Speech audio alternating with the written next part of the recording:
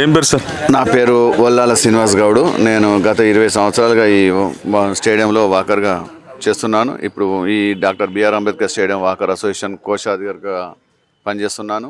అనేక కార్యక్రమాలు ఇలా ఉచిత వైద్య శిబిరాలు కానీ, రక్త శిబిరాలు కానీ, అనేకమైన కార్యక్రమాలు వర్షాలు పడ్డప్పుడు, ట్రాక్ ఏమైనా చెడిపోయినప్పుడు మంచి మట్టి కుప్పలు కానీ వేసినాము. చాలా కష్టపడి ఒక స్థాయికి ఈరోజు తీసుకొచ్చినాము.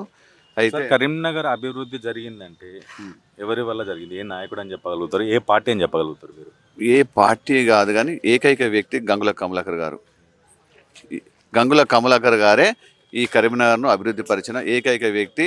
శాశ్వతంగా ఈ రోజు కాదు, భవిష్యత్తులో కూడా శాశ్వత ఎమ్మెల్యేగా ఉండాలని ప్రజలు కోరుకుంటున్నారు. ఎట్లా సార్ పనితీరు ఎట్లా ఉంటుంది?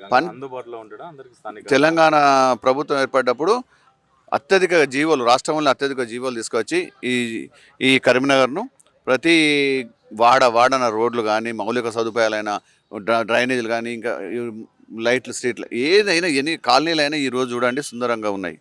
ఇంత ముందుకు మనం ఎక్కడ వేసిన గొంగలు అక్కడే ఉన్నట్టు అంత ముందుకు ఉండేది. కాకపోతే తెలంగాణ ప్రభుత్వం వచ్చిన తర్వాత నిజంగా చెప్తున్నాం, గంగుల కమలాకర్ గారికి యాక్సెప్ట్ చెప్పాలి. ఎందుకంటే అతను సాధించిన, ఆయనకు పేరు ప్రఖ్యాతులు ఈ విధంగానే వచ్చినాయి. ఒకటి ఆయన ఏమనుకో, డబ్బు అనేది ఆయనకు ముఖ్యం కాదు కాబట్టి నీ ప్రజాసేవనే ముఖ్యం అనుకొని ఆయన నా లక్ష్యం ఏంటంటే ఆయన జీవిత కాలం ఈ కరీంనగర్కి ఎమ్మెల్యేగా ఉండాలని నేనైతే మనస్ఫూర్తిగా కోరుకుంటున్నాను. సార్, ఎంపీ గారు పనితీరు ఎట్లా ఉంటుంది? మీ ఎంపీ గారి పేరు ఏం పేరు సార్? ఈ ఎంపీ గారు బండి సంజయ్ కుమార్ గారు 2 సార్లుగా ఈ కరీంనగర్ జిల్లాకు పార్లమెంట్ సభ్యులుగా పనిచేస్తూ ప్రస్తుతం ఆయన మంత్రిగా పనిచేస్తున్నారు.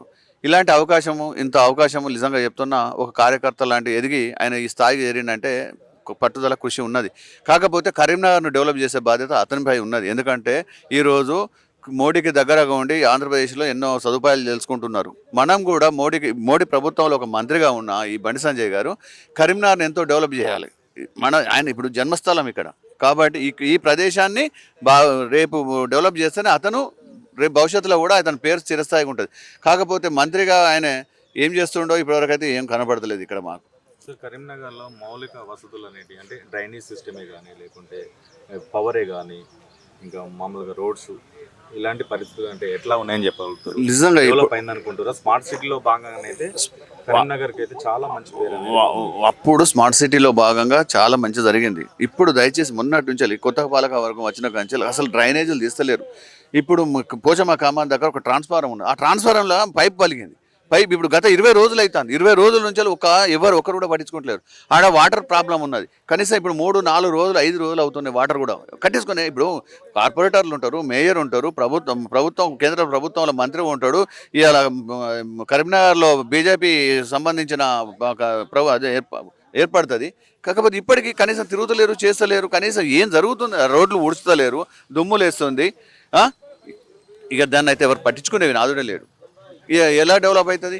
ఇప్పుడు మనకు డెవలప్ మనం చూసుకోవద్దు. ఇప్పుడు ఈ కరీంనగర్కు సందర్శించడానికి ఎంతో వివిధ ప్రదేశాలు, వాళ్ళు ఏమనుకుంటారు, రేపు కరీంనగర్ ఇలానే ఉందా, ఏం చెత్త చెదరంతో నిండి ఉన్నది, దుమ్ము ధూళితో ఉన్నది అని అనుకోరా? కాకపోతే శ్రమ కష్టపడాలి. కష్టపడి పడితేనే నా పేరు ప్రఖ్యాతులు వస్తాయి తప్ప బీజేపీకి ఏం రావు. సార్, మీ బెస్ట్ పొలిటీషియన్ అంటే కరీంనగర్లో బెస్ట్ పొలిటీషియన్ అంటే ఏ పేరు చెప్పగలుగుతారు సార్? బెస్ట్ పొలిటీషియన్, రాజకీయ నాయకుడు అనే ప్రజానాయకుడు అనే వ్యక్తి గంగుల కమలాకర్ గారు. రాష్ట్రంలో కేసీఆర్ తప్ప ఇంకెవరు లేరు. ఎందుకంటే ఈ తెలంగాణ ప్రజల ఆకాంక్షను తీర్చిన ఏకైక వ్యక్తి కేసీఆర్ గారు.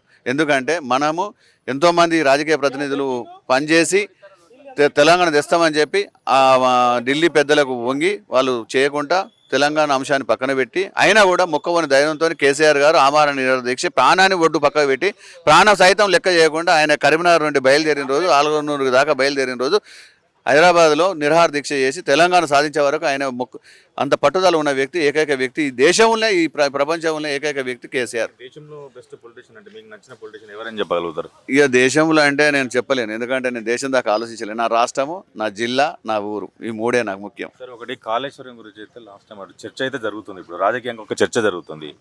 కాళేశ్వరం ప్రాజెక్టు వల్ల తెలంగాణ ప్రజలకు లాభం జరిగింది అనుకుంటారా, నష్టం జరిగింది అనుకుంటారా? ఏం చెప్పగలుగుతారు మీరు? కాళేశ్వరం వల్ల ఒకప్పుడు ఎండాకాలం కూడా మత్తడి వారినాయి చెరువులు. ఈ రోజు వర్షాకాలంలో ఎందుకు ఎండిపోతున్నాయి? ఎవరి అంటే ఒకటి ఏంటండి, ఒక కుటుంబం నడపాలన్నా, ఒక వ్యవస్థను నడపాలన్నా తండ్రి లాంటి వ్యక్తి ఆ కుటుంబాన్ని ఏ విధంగా నడిపితే ఆ విధంగా కుటుంబం బాగుపడుతుంది. ఇవాళ రేవంత్ రెడ్డి గారు ఈ కాళేశ్వరం ప్రాజెక్టు మీద నిపుణులతో చర్చ జరిపి ప్రజలకు ఇవాళ రైతులకు నీళ్లు అందించాల్సిన బాధ్యత రేవంత్ రెడ్డి ప్రభుత్వంపై ఉన్నది. రేవంత్ రెడ్డి ప్రభుత్వమైనా రేవంత్ రెడ్డి అయినా చేయవలసిన బాధ్యత కుటుంబ తండ్రిగా ఎవరు చేయాలో అర్థం చేయాలి. కాకపోతే ఇలా రైతులాగా కడుపు కొట్టిండు. రైతు పంటలు ఎండిపోయినాయి, మొత్తం బోర్లు విలేజ్లలో బోర్లు ఎండిపోయినాయి, భూగర్భ జలాలు మొత్తం పోయినాయి. ఇప్పుడు ఎవరి ద్వారా నష్టం జరిగింది అన్నట్టు? అంతకుముందు కేసీఆర్ ప్రభుత్వం 10 సంవత్సరాలు ఉన్నప్పుడు సస్యశ్యామలమైన ఎక్కడ చూసినా పచ్చని పంటలు, పచ్చని చెరువులు, ఎక్కడ చూసినా ఎంత అద్భుతంగా ఉంది. ఈ రోజు ఎందుకు లేదు? ఎండిపోయినాయి. ఇవాళ కరీంనగర్ డ్యాములో మొన్న రాజకీయ నాయకులు అందరూ కలిసి ఆటలాడే పరిస్థితికి వచ్చింది. గొడ్లు గోదాలు పెట్టుకునే పరిస్థితికి వచ్చింది. సమాధులు తేలినాయి పాపం, ఎప్పుడు రోడ్లు తేలినాయి, అక్కడ చూస్తున్నాం కదా, బండలు తేలినాయి. అంటే ఎవరి నిర్వాహకం వల్ల జరుగుతున్నది ఇది? అందుకే ప్రభుత్వం ఏమో ఆలోచించాలి. ఏ ప్రభుత్వం రండి, ఈ ప్రజల కొరకు ఆలోచించవలసిన బాధ్యత ఆ ప్రభుత్వాలపై ఉన్నది. ఇప్పటికన్నా ఈ రాజకీయాలు పక్కబెట్టి ప్రజలకి ఏం మౌలిక సదుపాయాలు కల్పించే బాధ్యత ప్రతి ప్రభుత్వానికి ఉంది. రాష్ట్రంలో 6 గ్యారెంటీలు అనేది పూర్తి స్థాయిలో అమలు అవుతున్నాయని అనుకుంటారా? 6 గ్యారెంటీ ఎన్ని అవుతున్నాయి? 6 గ్యారెంటీలు లేవు, ఏది లేదు, వాస్తవంగా ఏది జరుగుతలేదు. పాపం మహిళలకు ఇస్తా అన్న అది పెన్షన్ ఇవ్వలేదు, ఉచితం మహిళలకు ఒక బస్సు ప్రయాణం ఒకటి తప్ప ఇంకా ఏది జరుగుతలేదు. ఆ బస్సు ప్రయాణంలో కూడా కొట్టుకుంటారు, తిట్టుకుంటారు. మరీ దారుణం. ఈ పథకం ఎత్తేయాలని మహిళలే కోరుకుంటున్నారు. ఫ్రీ కరెంట్ సుఖం ఉంది కదా సార్?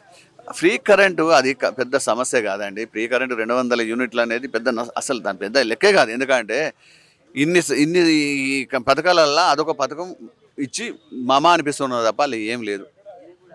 సార్ ఇప్పటికిప్పుడు ఎలక్షన్లు జరుగుతాయి, మీ స్థానిక ఎమ్మెల్యే గారు మళ్ళీ గెలిచే అవకాశాలు ఉన్నాయి? నేను ఏమంటున్నా, మొదలే చెప్పిన, ఆయన శాశ్వత ఎమ్మెల్యేగా కరీంనగర్కే ఉంటాడు, అవసరమైతే మంత్రిగా ఉంటాడు. సార్ ఇది ఎమ్మెల్యేగా 5 సారి, ఇప్పుడు 4వ సారి అయిపోయింది.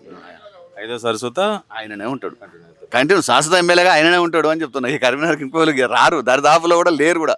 ఏ పార్టీకి ఒక నాయకుడు కూడా లేడు. వాస్తవంగా ఆయన ఢీ కొట్టే అంత దమ్ము ధైర్యాలు కూడా లేవు. ఆయన ప్రజల మనిషి, కార్యకర్తల మనిషి, అందరికీ కుటుంబ మనిషి, ఒక కుటుంబ సభ్యుడు గంగుల కమలాకర్ గారు.